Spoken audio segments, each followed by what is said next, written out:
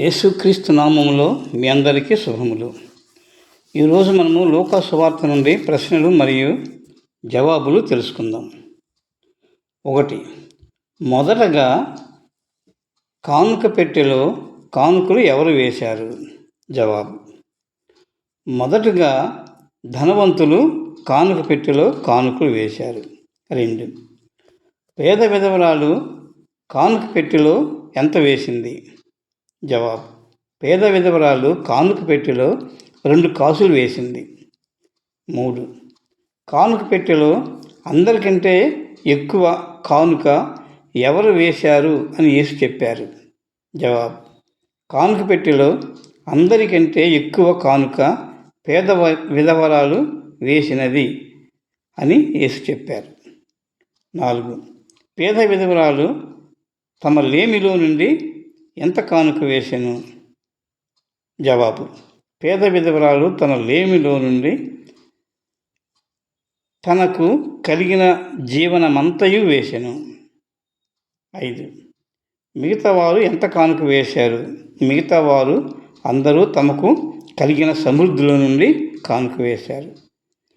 6. చూసుటకు వచ్చిన వారు మరియు యేసు శిష్యులు యెరూషలేము దేవాలయమును గూర్చి ఏమి మాట్లాడుకుంటున్నారు? జవాబు: అందమైన రాళ్లతోనూ అర్పితములతోనూ శృంగారింపబడి ఉన్నదని దేవాలయమును గూర్చి మాట్లాడుకుంటున్నారు. 7. దేవాలయమును గూర్చి మాట్లాడుకుంటున్న వారికి యేసు ఏమి చెప్పెను? జవాబు: యెరూషలేము దేవాలయము కట్టడమును మీరు చూచుచున్నారే, వాటిలో రాతి మీద రాయి ఉండకుండా అవి పడదోయబడు దినములు వచ్చుచున్నవి అని యేసు వారితో చెప్పాడు. 8. యేసు చెప్పినది విని అక్కడ వారు ఇంకా ఏమి అడిగారు? జవాబు: బోధకుడా, నీవు చెప్పినవి ఎప్పుడు జరుగును అని అక్కడ జనులు మరియు శిష్యులు అడిగిరి. ఇవి జరగబోవునని సూచన ఏమిటి అని యేసుని అడిగారు. 9. యేసు దేవాలయం దగ్గర ఉన్న శిష్యులకు ఏమి చెప్పారు? యేసు దేవాలయం దగ్గర తన శిష్యులతో, మీరు మోసపోకుండా చూసుకోండి. అనేకులు నా పేరట వచ్చి నేనే ఆయననని, కాలము సమీపించినని చెప్పుదురు.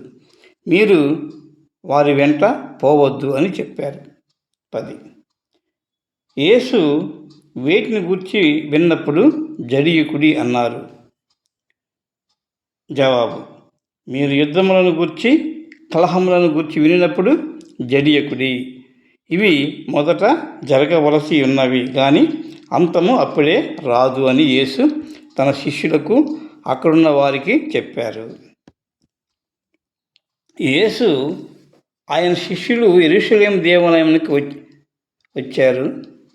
యేసు దేవాలయంలో కానుకలు వేయు వారిని పరిశీలిస్తున్నారు. చాలామంది ధనవంతులు వారికి కలిగిన సమృద్ధిలో నుండి కానుకలు వేస్తున్నారు. అయితే చివరిలో వేసిన పేద విధవరాలు వేసిన కానుక కూడా చూశాడు. ఆమె 2 కాసులు కానుకగా వేసింది. ఆమె తన దగ్గర ఉన్న మొత్తము డబ్బులను కొంచెమైనా తన దగ్గర ఉంచుకొనకుండా తన సంపాదించుకున్న మొత్తము కానుకగా వేసింది అని చెప్పాడు. ఈమె కంటే ధనవంతులు ఎక్కువగా వేశారు, కానీ ఈ విధవరాలు తన దగ్గర ఉన్న మొత్తమును కానుక వేసింది. అందుకని యేసు అందరికంటే ఈ విధవరాలు ఎక్కువ కానుక వేసింది అని చెప్పి అన్నారు. యెరూషలేము దేవాలయమునకు వచ్చిన ఆయన శిష్యులు మరియు అక్కడ ఉన్న కొందరు ఆ దేవాలయమును చూస్తూ తన్మయత్వంతో, ఈ దేవాలయము అందమైన రాళ్లతోనూ అర్పితములతోనూ ఈ దేవాలయమును శృంగారింపబడి ఉన్నదని దేవాలయమును గురించి మాట్లాడుకుంటూ ఉన్నారు. అప్పుడు యేసు వారి మాటలు విని,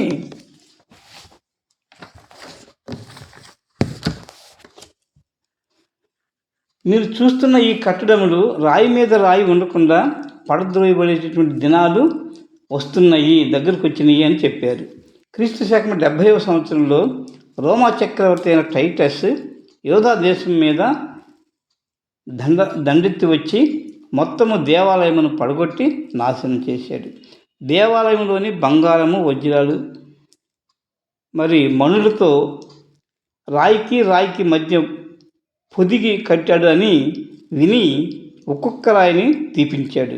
ఆ విధంగా దేవాలయము యేసు చెప్పిన విధంగా రాయి మీద రాయి లేకుండా పోయింది. అది యేసు చెప్పిన కొద్ది కాలానికే, అనగా క్రీస్తు శకం 70వ సంవత్సరంలో జరిగింది. దేవాలయం దగ్గర ఉన్న యేసు శిష్యులు మరికొందరు యేసు చెప్పినది విని అవి ఎప్పుడు జరుగుతాయి అని అడిగారు. అవి జరుగుటకు సూచనలు చెప్పమని ఆయన శిష్యులు అడిగారు.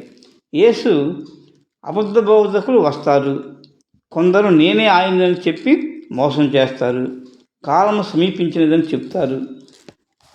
మీరు అబద్ధ బోధకుల వెంట పోవద్దు. ఇంకా మీరు యుద్ధములను గురించి, కలహములను గురించి వినినప్పుడు జడియవద్దు, భయపడవద్దు. ఇవన్నీ కూడా మొదట జరగవలసి ఉన్నది అని చెప్పారు. కానీ అంతము వెంటనే రాదు అన్నారు. ఇప్పుడు దరిదాపు అలాంటి పరిస్థితులే ఉన్నాయి. యుద్ధ సమాచారాలు వింటున్నాము, కరువు పరిస్థితులు చూస్తున్నాము, అబద్ధ బోధకులు వస్తున్నారు. యేసు చెప్పిన సూచనలు మరి అన్నీ కనపడుతున్నాయి. అంతం అయితే అప్పుడే రాదు, కానీ సూచనలు మాత్రం కనిపిస్తున్నాయి. కాబట్టి ఎక్కువగా మనము మన కుటుంబ సభ్యులతో సహా ప్రార్థనలో ఉండటం మంచిది. Thank you.